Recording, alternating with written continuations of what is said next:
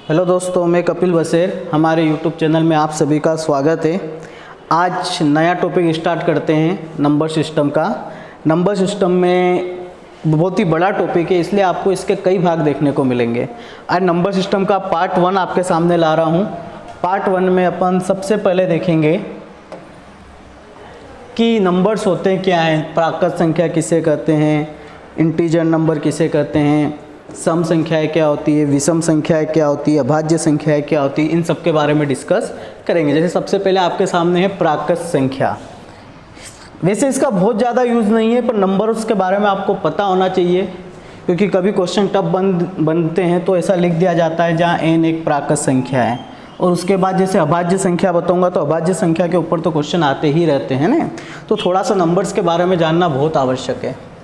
प्राकृत संख्या थोड़ा सा इंग्लिश में भी याद रखिएगा, नेचुरल नंबर, कि एक से लेकर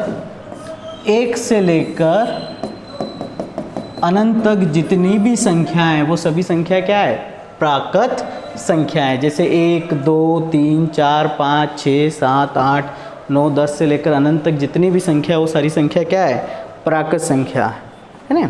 कुछ हमारे स्टूडेंट पुराने भी, उनका कहना है कि सर हमारा हो गया है, पर एक बार रिवीजन कीजिए, आपकी बात और अच्छे से होगी, है ना, अच्छे से समझ में आएगा रिवीजन करने पर।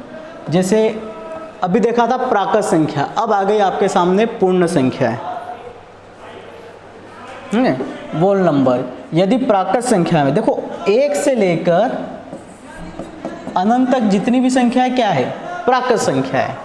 लेकिन यदि इसमें जीरो भी शामिल कर लिया जाए, यदि प्राकृत संख्याओं में जीरो और ले लिया जाए तो ये पूर्ण संख्याओं में बदल जाती है। तो ये क्या हो गई, पूर्ण संख्याएं, जीरो से लेकर अनंत तक। अब अगर आपसे कोई पूछे कि एक प्राकृत संख्या है या पूर्ण संख्या है, तो देखिए एक पूर्ण की भी डेफिनेशन में आ रहा है और प्राकृत की भी डेफिनेशन में आ रहा, तो एक पूर्ण संख्या भी और प्राकृत संख्या भी, इसमें आपको डाउट नहीं होना चाहिए। अब बात करते हैं पूर्णांक संख्याएं, इंटीजर्स नंबर्स।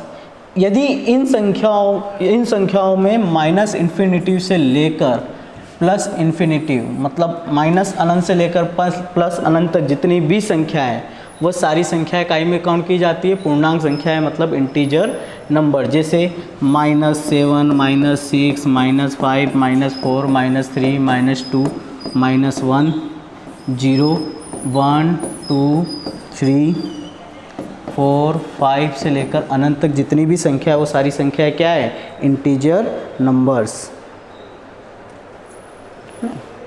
तो ये ध्यान रखिएगा, है ना। तो जीरो क्या है, जीरो पूर्ण में भी आता है और पूर्णांक में भी आता है ना। प्राकृत में जीरो नहीं आता है, पूर्ण और पूर्णांक में आता है। खैर ये इतनी बड़ी चीज़ें नहीं है। सम संख्या मुझे लगता है आपको पता ही होगा, सम संख्या क्या बताने की ज़रूरत नहीं है।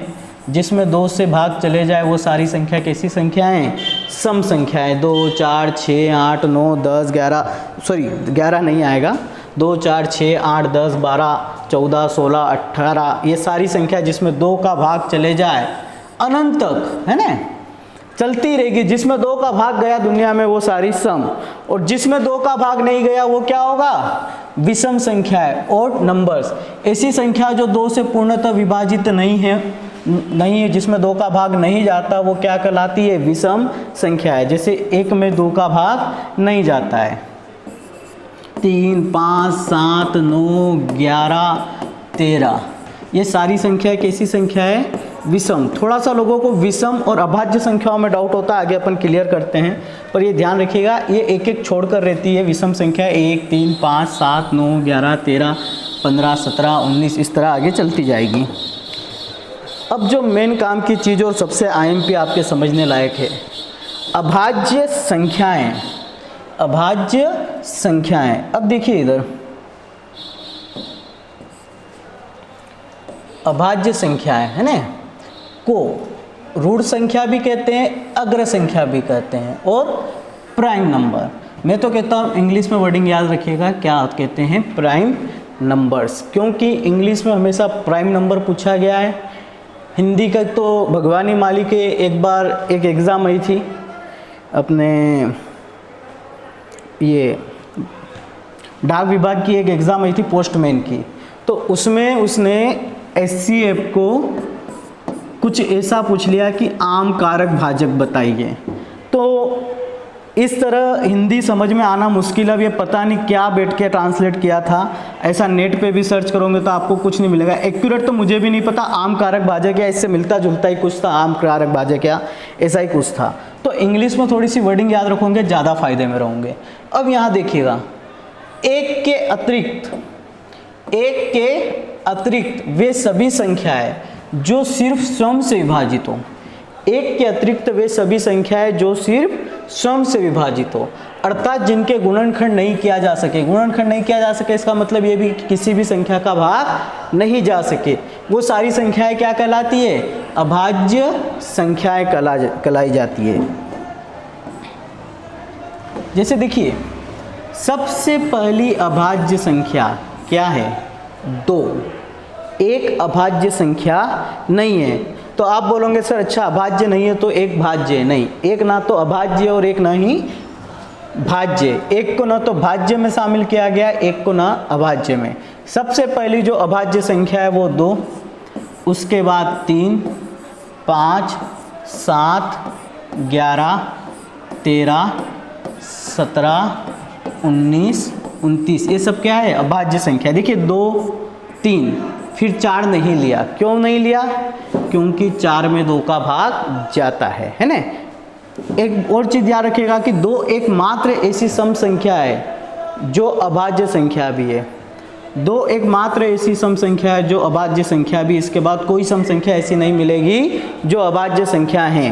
3, 5, 7, 11, 13, 17, 19। जैसे 6 नहीं लिया, 3 का भाग जाता है। 8 नहीं लिया, 2 का भाग जाता है। 9 नहीं लिया, 3 का भाग जाता है ना। इसलिए तो ये सारी संख्या कैसी संख्या है? अभाज्य संख्या। अब इसमें एक चीज़ और याद रखिएगा, प्रथम 9 अभाज्य संख्याएं कौन कौन सी है? या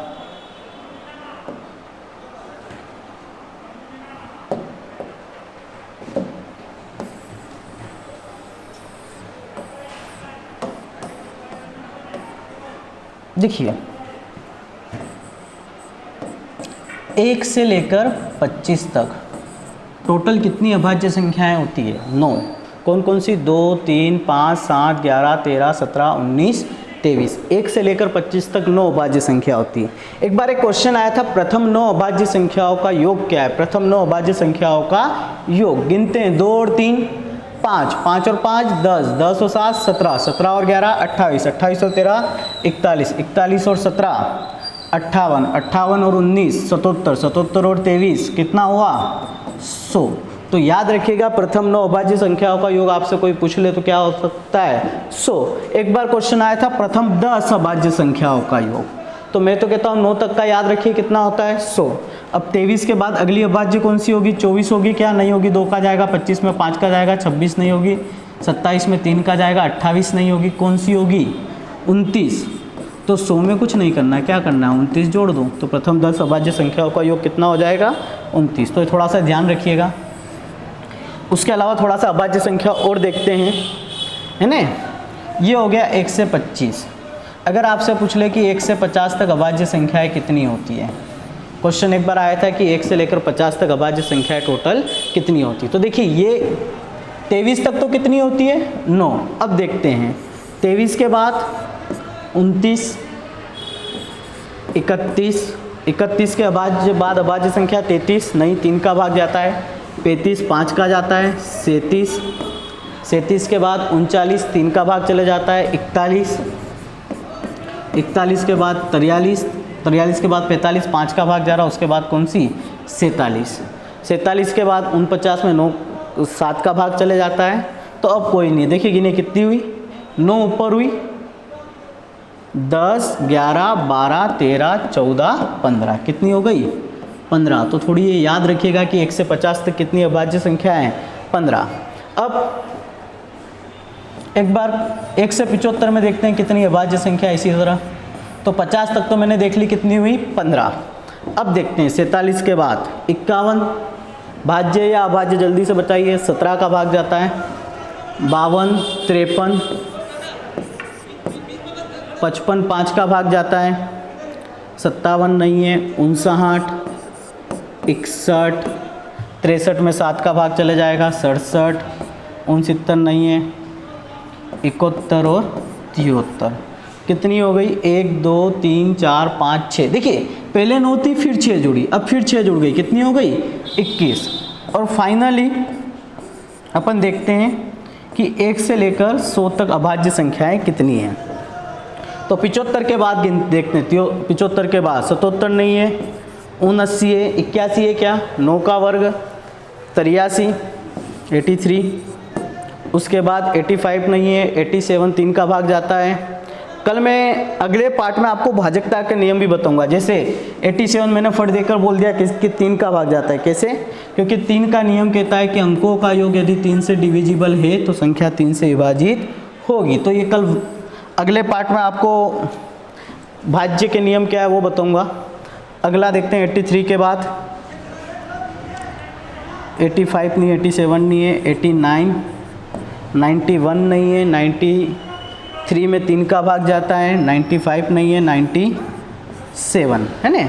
तो कितनी हुई? 4। उसके बाद 99 भी नहीं है, तो कितनी अभाज्य संख्या? 4 और जोड़ दो, कितनी? 25 है ना। अब जैसे एक बार क्वेश्चन आया था, शायद एसएससी में आया था कि, और एमपी कांस्टेबल वगैरह में भी ऐसे क्वेश्चन बहुत आते हैं कि 1 से 60 तक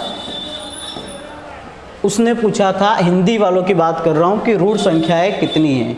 1 से 60 तक रूढ़ संख्याएं कितनी, इसलिए वो याद रखना। इंग्लिश मीडियम वालों को कोई समस्या नहीं, वो प्राइम नंबर ही पूछता है कि 1 से 60 तक रूढ़ संख्या कितनी है। तो मैंने आपको कह रखा है कि 1 से 50 तक तो आपको याद ही रखना है कि 1 से 50 तक कितनी है? 15, और इनके बीच कितनी है? 2। तो अपना आंसर क्या आ जाएगा? 15 और 2 17। कहने का मतलब है कि वहाँ आप लिखने नहीं बैठ सकते, आपको याद रखना है 25 तक 9 होती है, 50 तक 9 में 6 जोड़ा 15, 75 भी 6 जोड़ा 21, और फिर लास्ट में सिर्फ 4 जोड़ेंगे ना। तो 50 तक तो अपने को पता है, 9 और 6 15।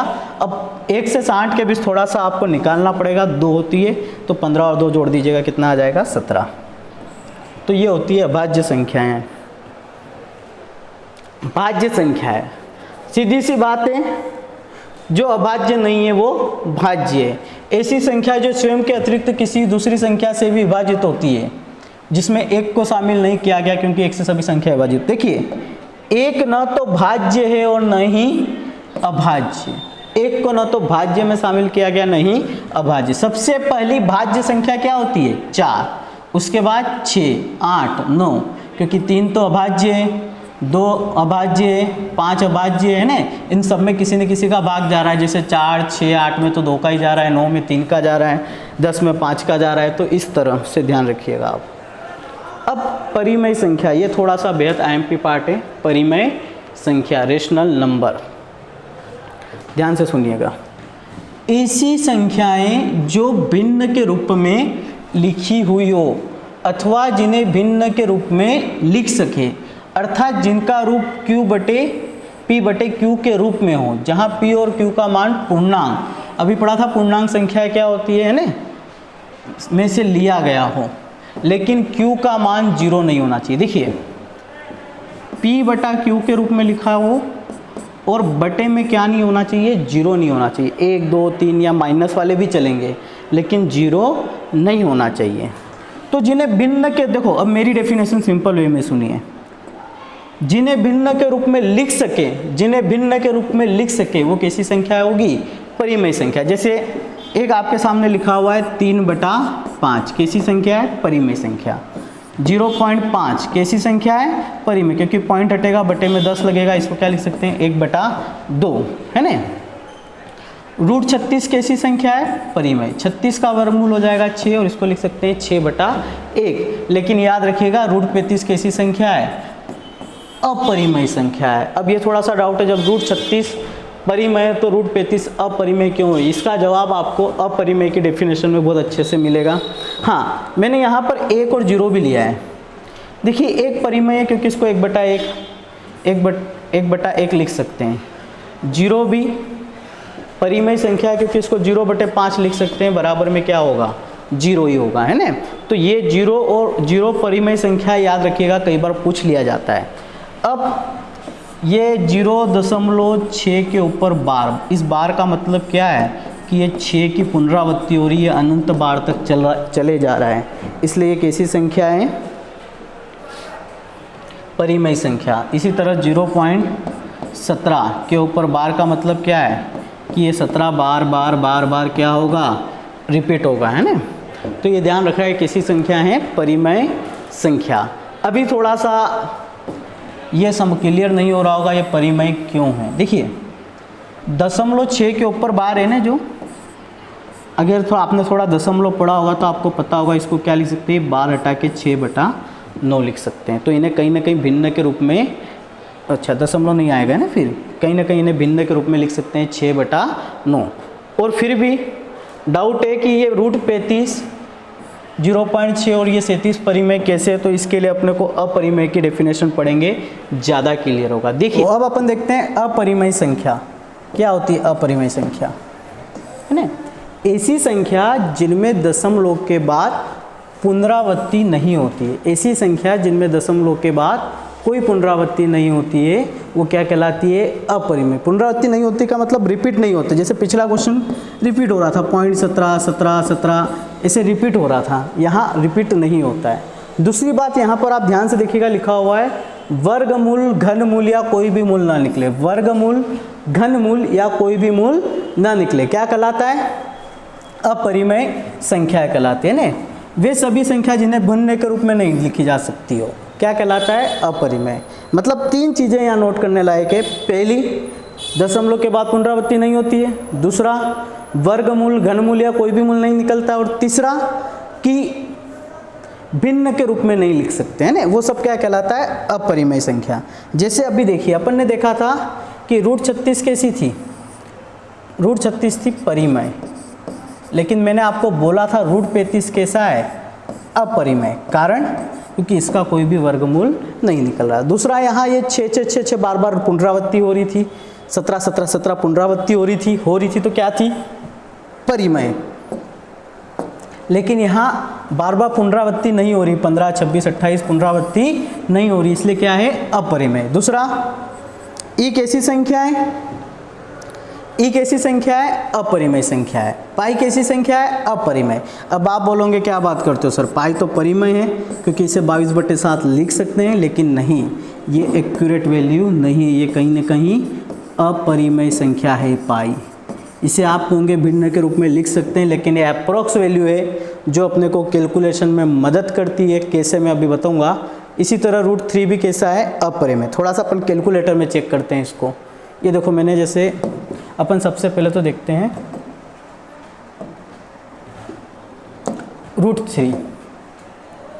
√3 क्या दशमलव के बाद कहीं पर भी रिपीट हो रहा है, 7 3 2 0 5 0, देखो कहीं भी रिपीट नहीं हो रहा है, इसलिए इसको क्या बोला जाता है, अपरिमेय संख्या, क्योंकि √3 दशमलव के बाद कहीं भी रिपीट नहीं हो रहा है।